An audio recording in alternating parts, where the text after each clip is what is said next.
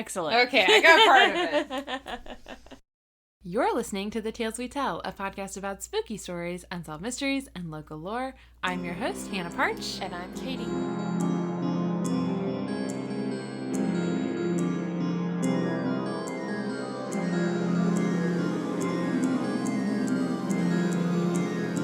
Welcome back!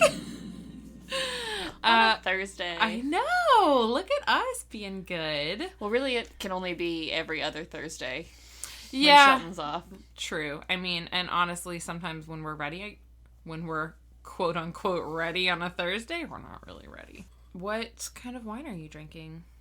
I don't know. The kind that I had here. Vividor.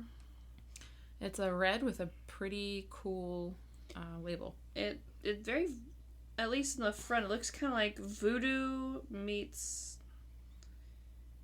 there's some jazz to it, but also some, like, Vegas notes. Like, seriously, I'm getting some, like, voodoo meets fear and loathing. There's a butt on the back of it. Like, the very back. All the way. Flip all the way to the back. I was also looking at the leg there, too. I was like, all the way in the back. Cheeky. It's Bobal is the varietal, I guess.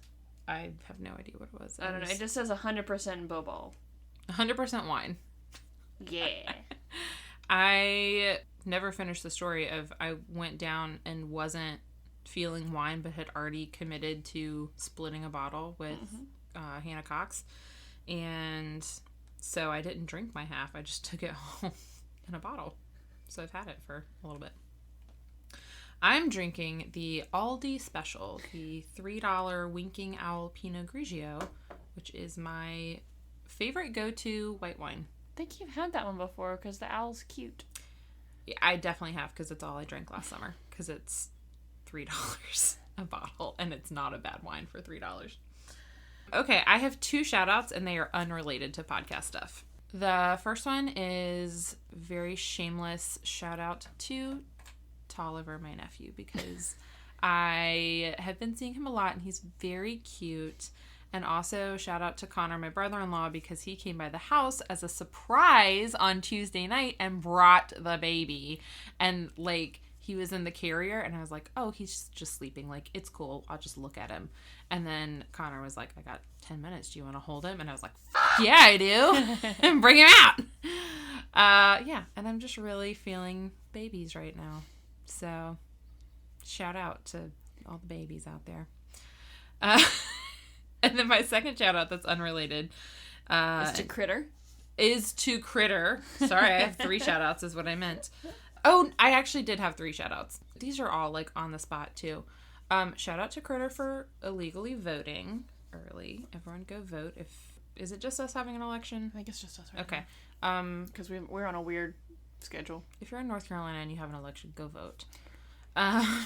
Anytime you have an election, go vote. Yeah, anytime there's an election, vote. Educatedly. Educate yourself and then vote. Yeah. And also, you don't have to fill in bubbles if you don't know the candidates. You don't have to vote. That's for true. Everything. That's true. I'd also like to issue an apology to you for the compliment my husband tried to pay you when you came in. Because you don't look sunburned. You look very nice. And like, I think you're just like, I don't know. First it was a tan, and then it was like, or, you got some sun. There's some redness to you. It's like, your face is red. I was like, stop. Thank you. You're not, it's not translating to a compliment. Luckily, I'm not fluent by any means, but I speak a little Jarek. And you know he means well. Yes. It's one of those things, like, I could get, through tone and context clues. Yes, he meant it as a compliment, but you do look nice. You look, I don't know, like, I feel like you look like cool casual mom today. Well, I actually am wearing real clothes. You are wearing real clothes. And I did take a shower before I came over. Your hair looks nice and, like... My curls? Yeah, normal. Well, humid. I also think this is, like, the first time in a while that you've been here to record with your hair down. Yeah, because I literally just washed it, an hour ago. Also, in my defense, from this angle with the blue on-air sign, your hair does just have a bluish glow to it that I assumed was from the light. which is my excuse for not noticing that you had purple hair for 2 weeks. It's okay. You want to guess how long it took Shelton to notice? Oh, no. Hold on. A week. Not quite. Okay. I was going to say 3 days, and then I upped it. It was about 3 to 4. Wow. Shelton. 3 to 4 days. Come on. I say that like he's going to hear this and be ashamed. He doesn't listen. It's fine. That's what he should be ashamed of. And I told him last time that we trash talk him on the podcast, and so we should start doing that more.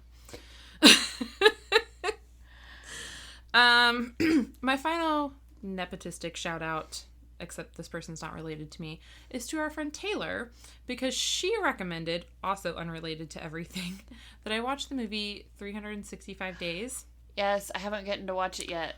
Watch it by yourself. Put the baby to bed, send Shelton somewhere, and watch it by yourself. It did not disappoint. Full disclosure, it is basically porn, so don't watch it if you don't want to see two attractive people have a lot of sex. I also watched the second one because the first one ends on a cliffhanger, and I was like, I have to watch the second one. And also, this beautiful man, Massimo, I just need to be seeing more of him. Not in the second one that much. Don't really answer the spoiler or like the cliffhanger. The writing goes downhill real quick in the second one. And if you already didn't like Laura, the heroine, you're just gonna hate the second one. Also, they bring in another love interest. Do you know what his name is? Nacho. His name is Nacho. And he's not, in my opinion, that attractive. He's nacho flavor? He's not nacho type? Yeah, just watch the first one. Okay. And also, it's on Netflix, BT Dubs. It is on Netflix, and it is rated R and probably should be rated X. When I tell you do not let children watch this, I cannot stress enough. It's an adults-only movie. And it's honestly not, the acting's not that great, but again, just some attractive people if you just need a night to de-stress. Oh, sounds like I need to have a bottle of this spicy wine to go with the spicy movie. Listen. Yes, you do. Which, by the way, I have more book recs for you. Oh, good. You know what? That's where it came from, because you were telling me your trashy novel plots, and Taylor... Or lack thereof. And Taylor was listening, and she started talking about this. And she mentioned it at my house on Friday when we had burgers and such. But I don't think you had gotten there yet. No, I heard it at Cinco de Mayo, and I got intrigued. And so then I was texting her like the whole time I was watching it, and I was like, oh my gosh! And then I texted her during the second one. I was like, live tweeting. Second one kind of sucks. But also, let's normalize watching, I don't know, like guilty pleasure. Yeah. Because what else are we going to do? Okay. It can't be all substance all the time. Listen. That's not really why TV was invented. One of my favorite pastimes is like fixating on an actor and then watching the movies that person is in solely for that person. And I have seen a lot of really bad movies that way. And I'm going to see a lot. I'm just going to continue it. I don't regret it. I enjoy trying to do that too. Like all of that person's filmography. Yep. I did that with Ed Burns back when I first developed a crush on him.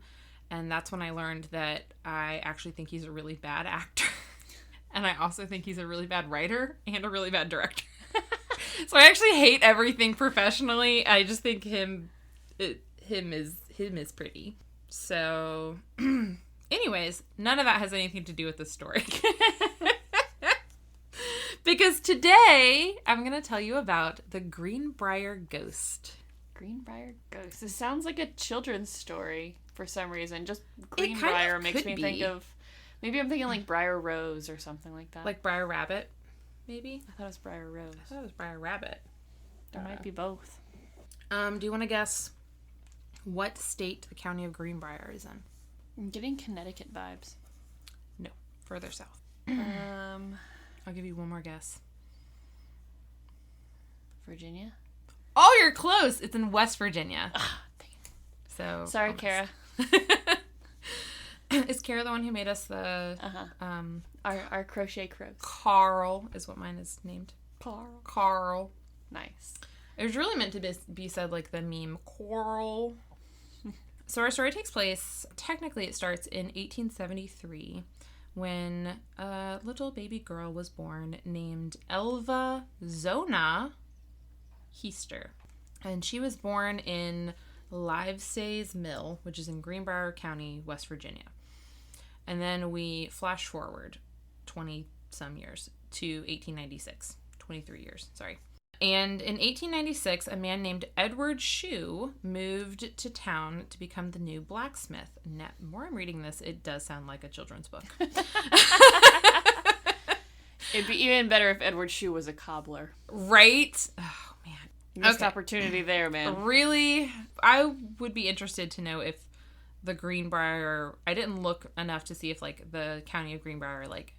I bet they have a book that you can buy, like, at their welcome center or something. I don't know. If not, I'll write one for you.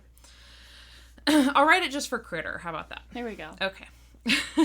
Okay, so Edward was 37, and... Oh, I do have a picture of him. He's tall and handsome, and I actually do think he is pretty handsome.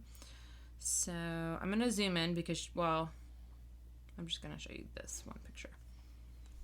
That's Edward. Oh, yeah. Right? He's got, like, a Superman curl. Yes, he does. He really does look kind of like a Clark Kent for sure without the glasses. Yeah, So he's got the prominent brow, like a nice strong jaw and chin without it being like too sharp.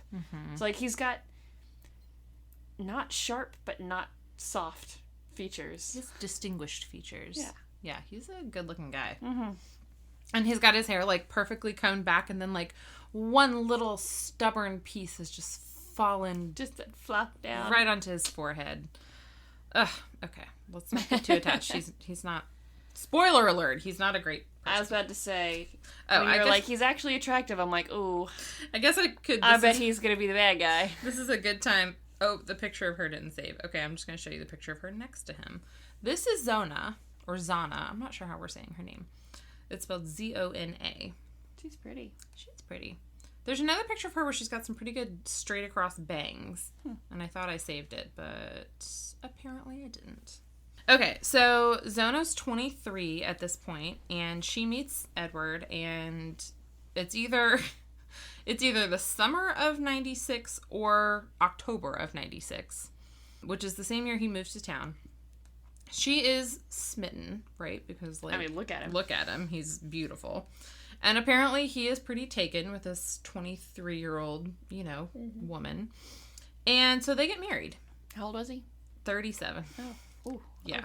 He did not look 37. He did, right? And that's a picture of them together. Yeah. So, good, whatever is happening. What kind of moisturizer was he using? I don't know, like lard, maybe? What did you use in 18? Virgin blood. Oh. Based on the last one. Based on our last one. Oops.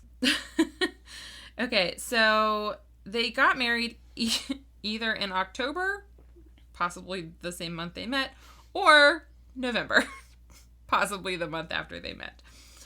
And they moved in together into a 2-story home near Edward's blacksmith shop. And Zona's mother, whose name is Mary Jane, was not super happy about the marriage. But no, seriously, what kind of moisturizer is this man using? I forgot he was a blacksmith. Oh, yeah. He's like sweating it out by a forge all day. Like, he's got to be, He's got very youthful skin. I feel like he'd just be looking like more rough and tumble. Yeah, I would guess, like, banker. Like someone who works inside. Like, I would imagine he does not get a lot of, like, sun or anything. He has, like, a soft hands vibe. Yeah. But he probably has some good calluses on his hands. Okay, let's stop romanticizing him. He's not good. Okay. Okay, so Mary Jane is like, I'm not happy that my 23-year-old child is marrying this 37-year-old man, no matter how ruggedly handsome he is, and no matter how great his skin is. He's not even that rugged, though. But he's not, like, soft either. I can't stand Everyone go... He's an amalgam. To our Instagram, The Tales We Tell. Wait. At The Tales We Tell podcast. There you go. Or our website. Now you can't fire me. I really can't. TheTalesWeTellPodcast.com, and look at a picture, because I will post the picture of Edward, and you'll get what we're saying. You'll pick up on what we're putting down. So she may have had a bad feeling about Edward. So I'd just say, is she just unhappy with the circumstance, or just he gets, weird vibes? Unclear. Okay. So she probably is definitely not super happy that They've known each other at most 5 months, at least less than a month. So, but also it's the 1890s and, and she was already in her early 20s. Yeah, so already Time's a spinster. And so, so this is, she needs to get married to have, like, a family and, like, be provided for, whatever. No longer be a burden on her father. Who was never mentioned, so I don't know where her father is. On January 22nd or 23rd, who knows, 1897. They are really lax fast and loose with the details on this one.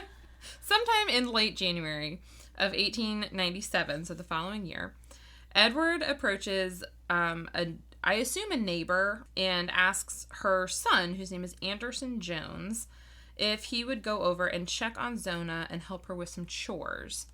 And the reason for this is because Zona had been sick for the last several weeks. She had been under the care of Dr. J.M. Knapp for some time. They're not really super clear on, like, what kind of sickness she has, but enough that she needed a little help around the house. Sucks to be poisoned. Well, I laugh nervously. Take a drink, friends. Take a drink. Although, is that the specific thing that happened? Alls I know is that your response and body language is enough. I'm just saying. To warrant everyone taking a sip. Not a good thing. So, Edward wanted Anderson to go over, like, first thing in the morning. I don't know where Edward was going. Like, your blacksmith shop is right there. Can't you check on your wife? Apparently not. So, I don't know. Maybe once you get the forge going, you just cannot leave that fire. You can't leave it unattended. But it ended up being later in the day before Anderson was able to go over. So, he gets to the house, immediately sees a trail of blood. I don't know if the trail starts outside of the house or if it starts inside the house. I would assume inside the house. Also, now that I'm thinking of it, I don't know where the blood came from, and I will explain why. But there's an alleged trail of blood. And so Anderson... So there's our hook, folks. I assume... If you were only casually listening, now is the time to pay attention. Now's the time to listen. I assume Anderson then proceeds with caution. Continues into the house. The dining room has, like, doors that, like, closed off. So he goes through the dining room doors and almost trips and falls because there is a body on the floor. And to no one's surprise, that is Zona's body. So she is lying on her back. Her legs are straight and together. She has one arm across her chest and one arm by her side, and her head is tilted to the side. And Anderson initially thought that maybe she was asleep. Probably was hoping she was just asleep on the ground.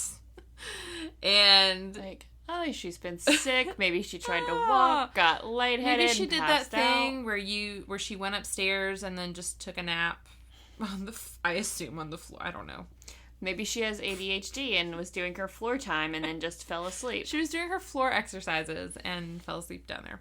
I like to think he did, like, one of these where he just, like, a little hey, poke, a little jab. Hey. But once he... Or maybe towed her with his Once he figured out what was going on, he left. Good boy.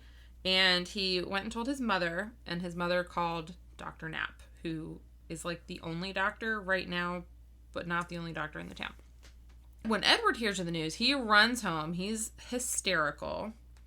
And naturally, as anyone would do in this situation, he immediately washes the body and also changes her clothes and puts her in a dress that has a nice high collar. And then he moves her from the floor to the bed. And he had time to do this because Dr. Knapp took almost an hour to arrive, probably because he couldn't drive the fire truck. Making a lot of callbacks like the fire chief. Way earlier episodes. So he shows up after about an hour, and when he gets there, Edward is still hysterical, and he is refusing to leave Zona's side. And he is so set on staying with his wife's body that he wouldn't let Dr. Knapp perform a full medical exam. So Dr. Knapp, like, starts to do an exam, and then, like, he gets up towards, like, the head and neck area, and Edward gets, like, really agitated. And so he stops, And Edward also wouldn't allow him to, like, remove the body from the home and take it to, like, I don't know, a morgue or like, any other place. And so Dr. Knapp was like, I guess her cause of death is something called everlasting faint due to heart failure. Which, correct me if I'm wrong, everlasting faint just sounds like another word for dead. Right? Going to sleep and not waking up. Going to sleep and not waking up. Like how you explain it to children. Yeah. He's like, oh, she just fainted, but forever. Also, this whole collar thing and staying away from the head reminds me of, I don't know if it's just a regular, like, childhood urban legend story. I know what you're going to say. Or if it's from the scary stories to tell in the dark. Yeah. Where the woman's got the ribbon and she's like, don't touch my ribbon, and then the husband's too curious, so he pulls on the ribbon and her head falls off. You know what? That would be a fun series to do, where we pick stories from that book and see if there's any, like, real life. So this is the start of that series, I just decided. Okay. No spoilers about what's about to happen.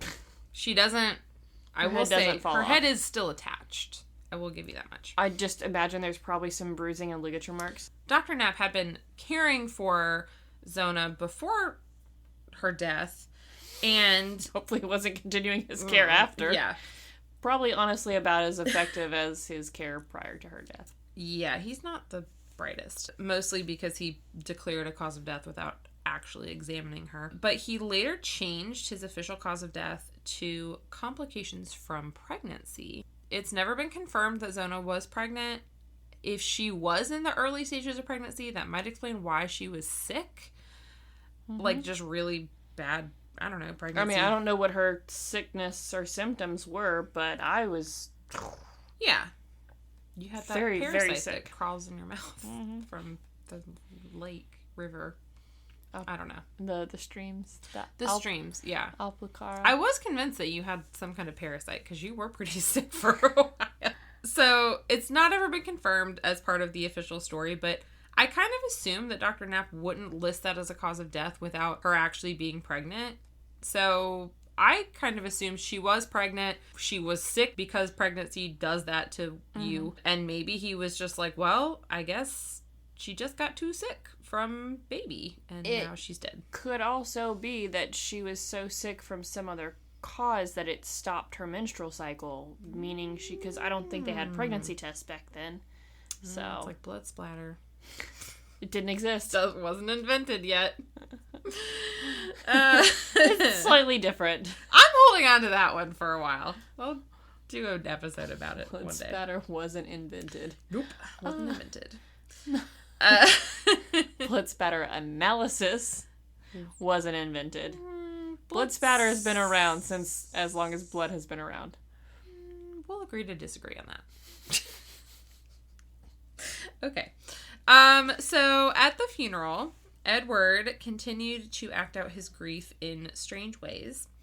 So Zona was still in her high-collared dress, but she was also now wearing a scarf. But the scarf didn't match. And dressed by a man, what can you expect? People were like, this scarf does not match her dress. And he was like, no, it's her favorite scarf. She would want to be buried in it. Which I would like to take this opportunity to say, no one has a favorite scarf. I was about to say the exact same thing, or like, I don't know what my favorite scarf is. At least if you have a favorite, like, I have a scarf I prefer to wear when it's really cold. So, okay, yeah, we have to actually backtrack that because we live in an area that even when it does get really cold, we're probably not, like, it doesn't get cold enough or cold often enough to really warrant a scarf.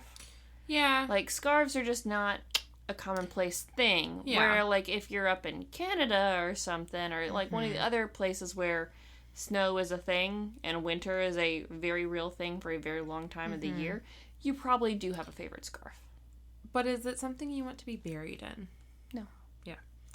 This is probably more like a decorative scarf.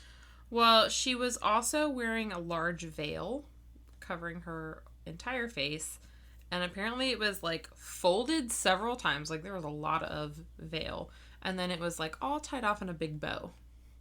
So, like, the head and neck area was very much covered in a lot of fabric. He also kept anyone from getting too close to the body. And he had her head propped up, not just with pillows, but with a rolled up cloth. And some people who were there observed that as Edward was adjusting the pillows and or rolled up cloth under her head, that her head seemed to be, quote, loose on the neck. Like it would just flop over if it wasn't supported. Oh, like Critter. So, yeah, I actually was thinking about that. I was like, yeah, like when you put him upright and his head just kind of goes wherever it wants to go. I mean, he is king of tummy time. Like, he really does have, for 2-month-old, he has impressive control of his head or neck. Uh-huh. But also he's 2 months old. And so sometimes I'm carrying him and he'll like kind of lean his head back a little bit and then fling it forward and he headbutts my collarbone, which juts out. And then he cries and I'm like, well, that's your own damn fault. You idiot. He's like, it's supposed to be soft. The rest of me is soft, not the collarbone. Yeah, so she has kind of a critter head right now. And Edward would not allow anyone unsupervised access to Zona's body from the time she was discovered to the time she was buried, and that included her mother, which kind of a dick mood, Edward. So, I mean, on one hand, like, definitely hella sketch, like, yeah, very, very sus. But also, he's very handsome, so how suspicious are we? But, I mean, everyone grieves in their own way. Yeah, I don't know if that applies in this situation, but I mean, like, I get, like, so I mean, not letting anyone have access. Yeah, yes. No, I see. So, like, definitely it's very suspicious. Very, very, very strange that all the ways that he's acting, especially when you, like, put them all together, it sounds very... But, like, the idea of this, you know, newlywed, poor husband, just lost his young, beautiful wife, like, being very, like... overprotective. Yes. Yeah. And just very, like, you know, I have to, you know, take care of her and, you know, blah, blah, blah. Like, it's sweet and it's sad and it's romantic, and I've probably been reading too many of those stupid romancy books. Yeah. They're fast, they're fun, and it's something to read while you're awake at 4 o'clock in the morning breastfeeding. Don't at me. But no, it's one of those things, like, you can see some of it looking sweet. Yeah. But again, I think it's all of those things together. Yeah. The scarf and the head veil kind of... Like, I can see if it was nothing else, if it was just he picked out a dress and a scarf that didn't match, and he's just like, it was her favorite scarf, like, you can look and be like, that's kind of sweet, because, like, obviously, yeah, to us it doesn't match. He probably doesn't know any better. Right. Maybe it was the first thing she was wearing when, or the first thing he ever saw her in. Maybe he bought it for her and she loved it, and, like, maybe, you know, it could be any number of things, and so, like, that would be sweet. That would be sweet. And, like, even the whole, like, when he rushed over when her body was discovered and, like, cleaning the body and changing her and putting her in their bed, like... Wanting her to be decent, like, she wouldn't want to be seen this way. Because definitely, like, that image and, like, propriety was a huge deal. Yeah, and, like, wanting her... Like, taking her off the floor. Like, it still is. Yeah. It still is. Like, yeah. I mean, yeah, like, I feel like you hear of, well, I covered up the body. Yeah. You know, because... I didn't want... I didn't want anyone to find her or see her in such a state. Yeah, yeah. And that, I mean, so yes, it can... And, you know, if a very handsome, dewy-skinned, young... Clark Kent-esque widower. Clark Kent-looking blacksmith so, you know, he's got some muscles, too. Oh, man, he's... You're fangirling over a murderer here. I here. feel like this should also be a good time for me to mention, just because I said it at the beginning about the 365 Days movie. I do recognize and acknowledge that it's an extremely toxic relationship that is... I'm not saying Massimo is a good man. I just want to throw that out there. I know he's very problematic and borderline abusive, but just watch the movie for... Okay, Speaking of attractive, problematic men, We're getting a little worked up. I know. I'm like, oh, okay. We're gonna go out there and Jake's gonna be like, you both look so beautiful, all red faced. Red in the face.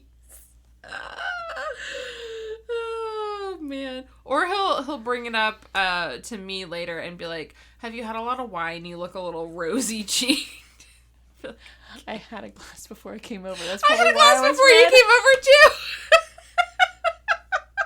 Yeah, my tolerance is shit compared to yours. Okay, that's true. That's not incorrect. So I don't have an excuse. oh man.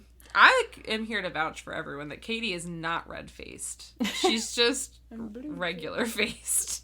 She just looks normal and healthy. Okay, so Mary Jane, Zona's mom, is like, I didn't like this guy from the start. And now she's hella suspicious because she's like, my daughter was young and she died suddenly from everlasting faint. And I feel like there are some unanswered questions. And so Mary Jane prayed continuously for some answers.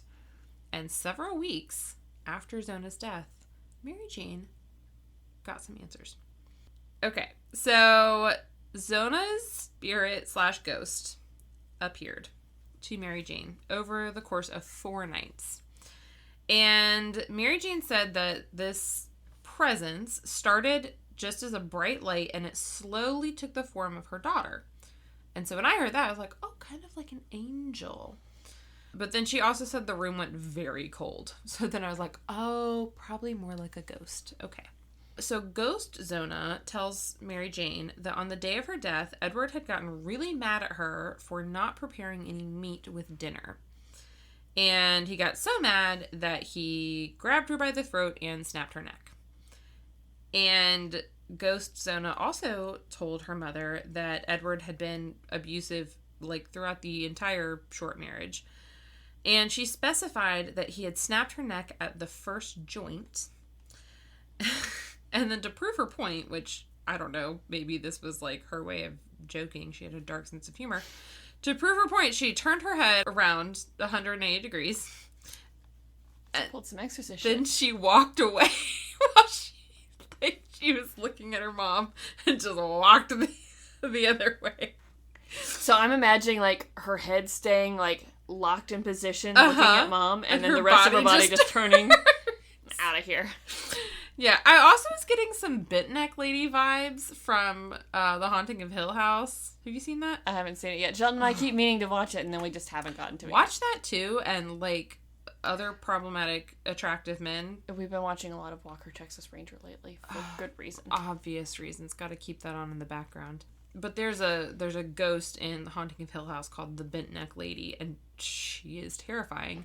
And turns out, without spoilers, she is the ghost of a person who was hung or who died by hanging, and so her neck is permanently like in that position. Hanged, I think, is the whatever. past tense. I said it wrong in the last I think episode. for a while they were like, oh, hung, and they're like, no, it's hanged, and I think now people are like, no, either is fine, but I could be wrong. Wow. Pretty sure hanged is still like whatever. primo. Well, kind of like how, we had octopi beaten into us as our children. And now people are like, actually, octopuses is fine. I've never heard anyone say octopuses is fine. I will never say octopuses. Nope, me either. Except in this example. Yeah. Well, it also sounds like you're saying pussy, so don't say that. Just say octopi. Unless you're talking about the James Bond movie, Octopussy. Oh, I don't know about that one. Mm-hmm. I feel like you could also just say octopus and refer to deer and deer. Yeah, like sheep. I think that is fine. Yeah. Okay, so Ghost Zona's being hella creepy and just walking away from her mom. Yep. Great Halloween costume idea though. Just I don't know for who. It doesn't incorporate the baby, so whatever. I also had a great idea for Connor and Bianca that they could be like zombie Mary and Joseph, and Tolliver could be either zombie baby Jesus or like baby Satan. Because they said I was the one who carried the demon. That's true, and I'm not convinced he's not one yet. Although... Yeah, you haven't heard him, like, really wail those yet. videos were really cute. But again, Edward was really handsome, so, you know. Okay, so Mary Jane, to her credit, goes to the county prosecutor, John Preston, and is like, listen, I know who killed my daughter because she told me. And Post-mortem. Preston was like, go on. This sounds like a career maker. And it's unclear if he, like, believed her, but she either brought up some other stuff or he looked into it and realized that there hadn't been an autopsy. And he's like, okay, fine. Maybe I'll open an investigation because this we'll see where this goes. It's a slow day in Greenbrier County. So, Preston interviewed a number of witnesses about Edward's strange behavior at the funeral and the fact that he had been the only other person at their house on the day of Zona's death. And then, disregarding Edward's objections, Preston ordered that Zona's body be exhumed. And on February 22nd, an autopsy was finally performed in the town's one-room schoolhouse, because obviously, where else would you do it? So present at the autopsy were Dr. Knapp, Preston, 2 other doctors, and Edward.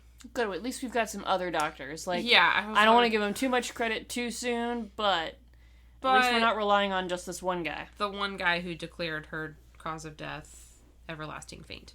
So they examine the body. They find finger-shaped bruises on her neck. Oh, I'm shocked. A crushed windpipe. And they find specifically that her neck had been broken between the first and second vertebrae. This is also why I said, I don't know why Anderson saw blood, because I don't know where the blood came from. Because if you snap someone's neck, there's not any blood. And I don't know if then Edward, like, cut his finger by accident and then trailed blood out of the house. I don't know. I feel like it was put in there for dramatic effect, but that's what I found.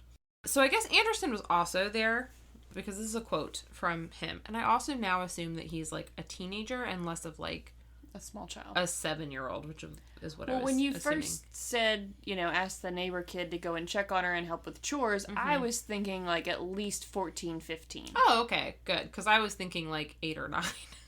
I don't know what age is appropriate to send to your neighbor's house. I just assumed, like, if she needed help with chores, she probably needed, like, a 7 or 8-year-old is probably doing the same level of chores that, she could do on her own.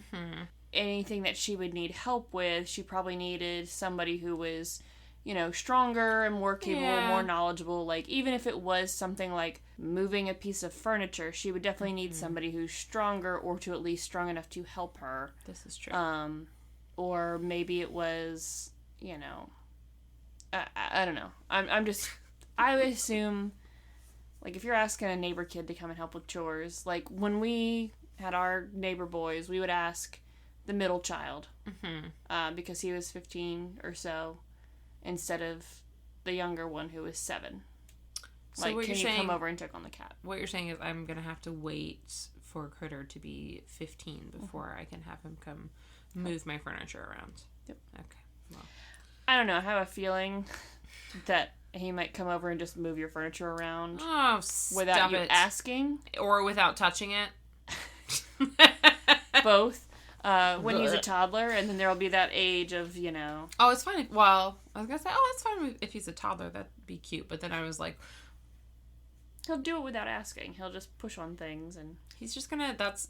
when you finally start bringing him to these, and we just, like, let him and Jarek hang out, we're just gonna hear, like, scraping across. We're gonna come out, and there's gonna be, like... so many crashes. An entire... Well, yeah, I was gonna say, like, oh, like a cool, like, living room fort. Or... and they're gonna be playing their stupid video games underneath it. I'm fine with that, as long as Jarek puts it back. I don't care. We're doing a room I don't go into. Sorry, this is a quote from Anderson.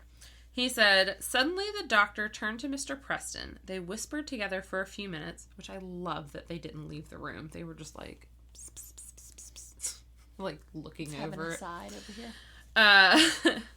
They whispered together for a few minutes. Then Mr. Preston turned to Shue, which is Edward, and said, "Well, Shue, we have found your wife's neck to be broken."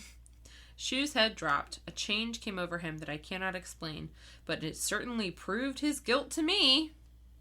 Which isn't how evidence works, but we'll take it. Objection, hearsay. I think I actually used that objection properly. Probably, yeah. So Edward is arrested, and his trial was set for June 30th of 1897. And, which it has not even been, theoretically, a full year since he met Zona. Just throwing that out there. So Preston starts investigating Edward, and he uncovers some Previous wives? Yes. So first, Edward's real name, which I will now be referring to him as this, is Erasmus Scribbling Trout Shue. And I saw some presentations of that made it look like Trout was a nickname. So it was like Erasmus, in quotes, Trout Shue. But then I also saw the whole thing, Erasmus Scribbling Trout Shue, which is a stupid fucking name. Wow. It's a bad name. So he was going by Edward because I guess even if you are as handsome as him and you're like, hello. You can't pull off Erasmus. I'm Erasmus. Like, Excuse me, hi, what? I'm Merlin. Nice to meet you. Speaking of stupid names, and speaking of The Haunting of Hill House, I was watching an interview with the actor who plays Luke, who is like the problematic but very attractive heroin addict brother, whatever. The actor in real life is British, very handsome, but his name is Oliver. And in this interview, he introduced himself and was like, "Oh, hi, I'm Ollie." And I was like, don't. It's cute when you're a kid. You're Oliver.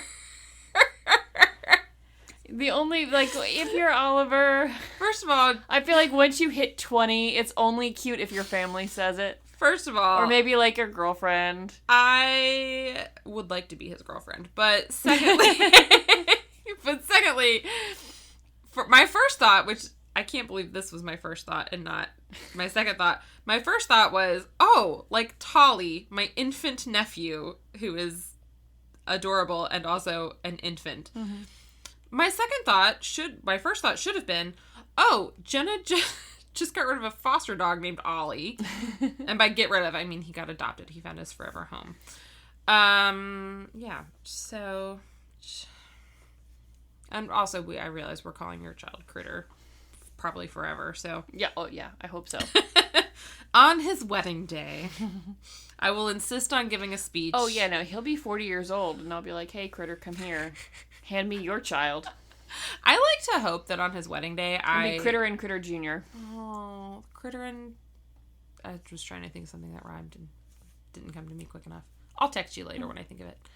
No, I'll be that person that insists on giving a speech at his wedding. And he's like, it's my mom's weird friend who's been, like, insisting she's my aunt my whole life, but she's you not. will forever be Aunt Hannah. And I'll be like, Critter, I remember. Like, oh, I hope you got, like, granny glasses at that point. Yeah, I'm just, like, wire-framed, but, like... God, I'll be, like, 50, at least. 53, 50... I'll be in my 50s.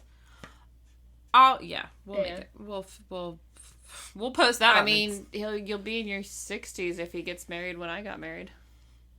Let's not talk about when our children are getting married. Okay. Erasmus. So, it turns out Erasmus had been married twice before Zona. His first wife had alleged pretty bad abuse to both her and her child, and it's unclear if Edward/Erasmus was the father of the child, or if if the child was from a previous marriage or a relationship. But she ended up leaving him when he was in jail, serving a 2-year sentence for horse theft, which apparently was a very shameful thing. Oh, I mean, it was a really big deal back then, I think. I think I had a horse thief in my family, and one of my relatives just, like, stopped like, going back and, like, stopped at that point in the family history because they were so ashamed that there was a horse thief. Which, all I have to say is horses aren't cheap and sometimes you need one. If we have any, like, historians or sociologists who listen, I would love to know more about this, like, cultural taboo of the times. Yeah, why were horse thieves so bad? Horse thievery. How is it not the same as, like, a car thief, which there's a whole movie series about?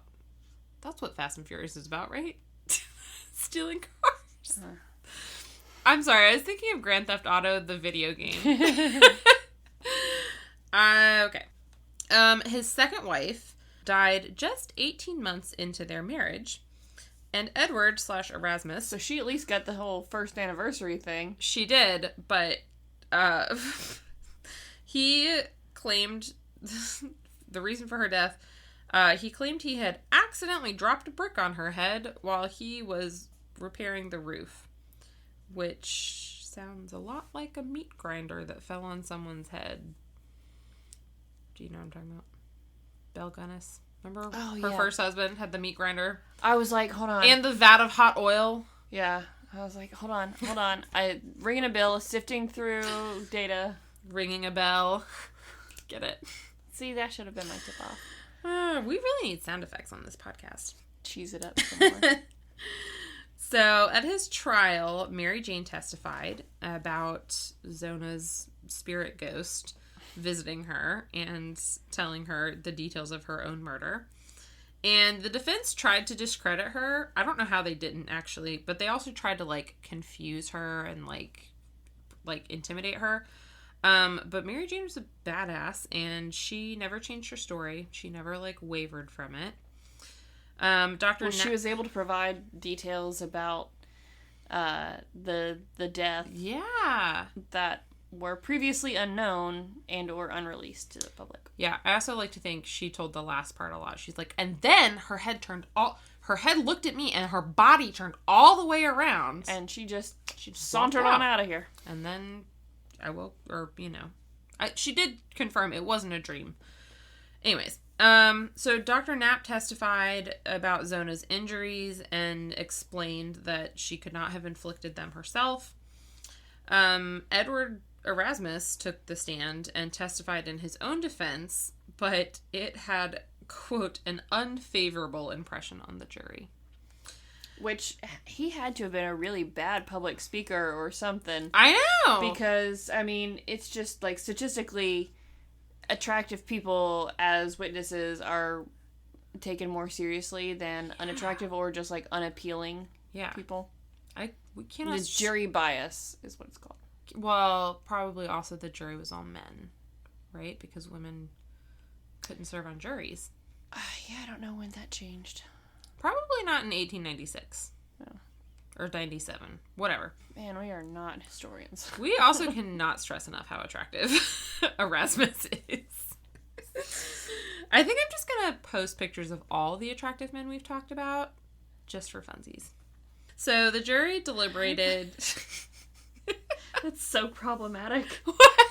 That's not. It's celebrating toxic men.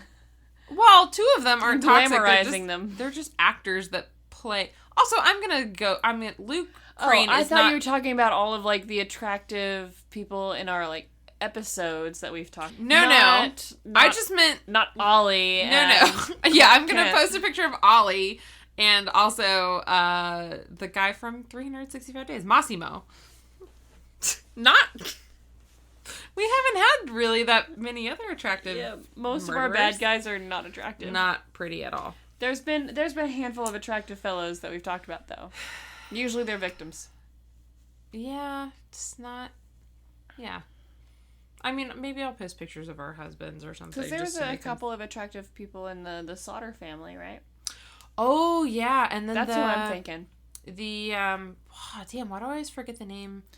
The Christmas murders. Uh-huh. Yep. The one son, the older son who didn't get murdered, he had those piercing blue eyes that were like... Yeah, the massacre where the family annihilator. Lawson. The Lawson family. Yep. Man. Sorry, Kelly. We keep forgetting the name of your great-great-uncle. Great-great-great-uncle. That's how I remember. I'm like, Oh, yeah. Kelly's family. When you said sorry, Kelly, I thought you were talking about the dog Kelly. Sorry, human Kelly, for thinking of the dog Kelly first. Listener Kelly, yeah. So the jury deliberates for barely an hour. And they come back and they're like, you're guilty. He's sentenced to life in prison. But just 3 years into his sentence, the flu happens. And because antibiotics maybe didn't exist, I actually have no idea when those were discovered. Discovered? Women were able to serve on juries starting in 1898. Ooh! Wow, that's close. Yes. Wow, Erasmus. Had you waited 2 years to murder your wife, you might have gotten away with it with a partially female jury. I'm just saying. They're like, a ghost told you? This guy?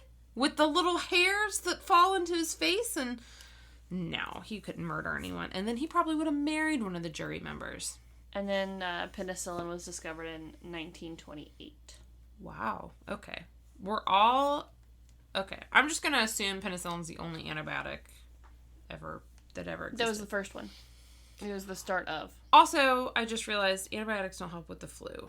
So, never mind.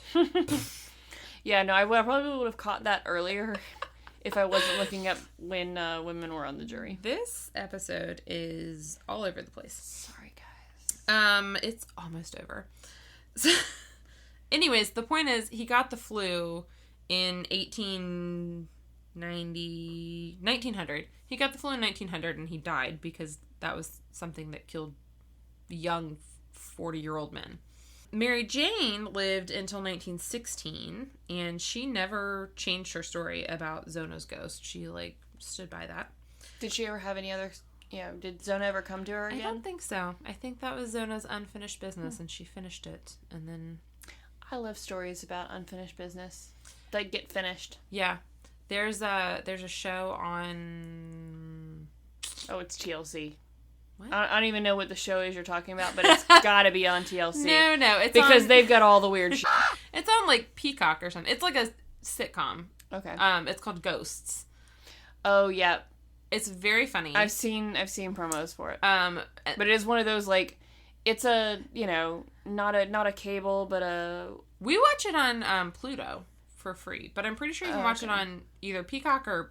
I was about to say, it's one of those, regular, cable, non-cable, but streaming services. Yes. It's a bunch of ghosts from different time periods that are all living together. But when they... when they, if their unfinished business is finished and they, go on to the afterlife, they call it getting sucked off. And the first time they say it, the girl's like, that's not a great term for that. And they're like, no, they get sucked off to the great beyond. And that's all I could think of was oh, she finished her business and then she got sucked off into the great beyond.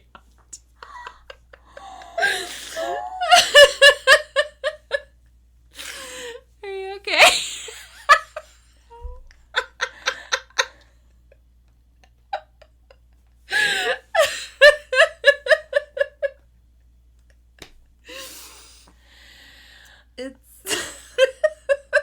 I'm about to join those ghosts because I am dead. I literally have one more thing to say.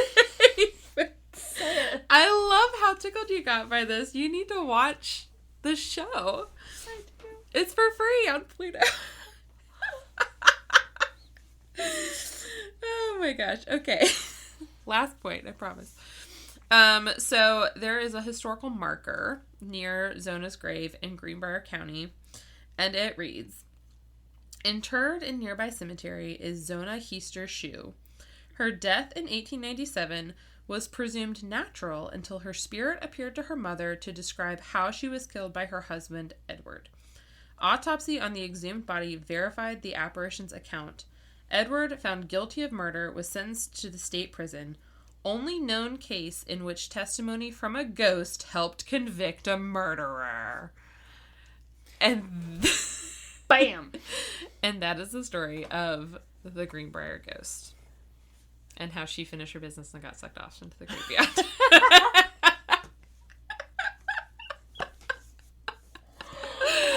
had to apologize to her for like totally derailing and taking away from her death, but nope, you brought it back around, so high five, my dear. I feel like that's the most badass thing you can do as a ghost is like getting sucked off to the Well, great I mean, that's obviously every ghost's goal is to be sucked off. So speaking of ghosts and unfinished business, not getting sucked off, we're watching Walker, Texas Ranger today. Oh gosh. I love that you guys are watching that. Yeah, the original, not the remake. We haven't watched any of the remake yet. But no, we've got YouTube TV, and so it's got all these random channels. But this is on Get TV. I think it's like Great Entertainment TV, and they play a lot of like older shows. So I think like Amos and Andy is on there. We haven't gotten to see it yet, but like they advertise all the time for Kojak and some other like detective guy. I can't remember his name. Rockford, the Rockford Files. Those are some of the big ones, along with Walker, Texas Ranger. And so we're watching today, and I think probably of all the episodes that we've watched, at least 75% of them, I have recognized the guest star from some other thing. Ooh. I'm like, he was a bit player in Buffy, and she was in this, and like, holy crap, that's, who was it the other day? It was some younger actor, I can't remember, but today, I was like, is that Haley Joel Osment? Little Haley Joel. And because my husband doesn't know actors and names and things, I'm like, the I See Dead People kid. And so, of course, in one of the scenes, he's in a hospital bed and he's got the blanket almost tucked up to his face. I'm like, that's him. Oh my gosh. How old is... When was Texas... Walker, Texas Ranger... When was that? Late 80s, early 90s. Oh, okay. I don't know why I thought it was older than that. Because I was like, wow, how old is Haley Joel Osment? Was he one of those kids who was actually like 15 when he was in Sixth Sense? I don't think he was quite that old. I think he was like 8 or 9. Yeah, I don't know. He's a cute kid. He is. He was adorable. And he was adorable in Walker. Spoiler, he had AIDS. Oh no! He was born with it. Oh. So sad. But he was in a 2-parter, and Walker basically adopted him. And I think this is one of the later episodes anyway, too. Walker, Texas Ranger adopted the AIDS baby? More or less. I didn't get to finish because I had to come over here. Oh, sorry. I like that you're watching wholesome TV, and I'm like, go watch the porn movie. I don't know if I'd call, babe, you just missed another roundhouse kick wholesome, but Yeah, sure. Sure it is. Sure. I watched my stuff, like, while Jarek was asleep, so yours is much more wholesome than mine. We also, we were going to watch a movie last night that we accidentally owned now because the dogs basically ate the red box case that it came in. And instead we started watching short horror films on YouTube. They're like 10 minutes long because Jarek had remembered one, and we watched that, and then we just kept, and we watched like 4 of them, and then we were like, well, it's too late to start a movie. I guess we'll just go to bed. Oh my gosh. Okay. Do you want to say our socials again? Sure. Stumbling over them? To go to go see Erasmus, Edward Shue, in all his Clark Kent glory. And also all the other problematic men. Attractive people that we've mentioned. And maybe a cute picture of Critter or Dolly. Probably just Critter. Yeah, we don't really have the rights to Dolly right now. Nope. You can go to our Instagram at the Tales We Tell podcast. It's also on Facebook, same thing. And if you don't do the social media but want to see our photos, you can go to thetaleswetellpodcast.com. And if you want to support us and get yourself some sweet, sweet swag, we've got a couple of different logo designs that you can get on pretty much anything at redbubble.com. Search The Tales We Tell. And if you want to support us but don't need the stuff, but want some maybe extra listening goodies and some stickers and some love notes from us, you can always become a patron at patreon.com and search The Tales We Tell. Thanks so much for listening, guys. We'll see you next week. Bye. Bye.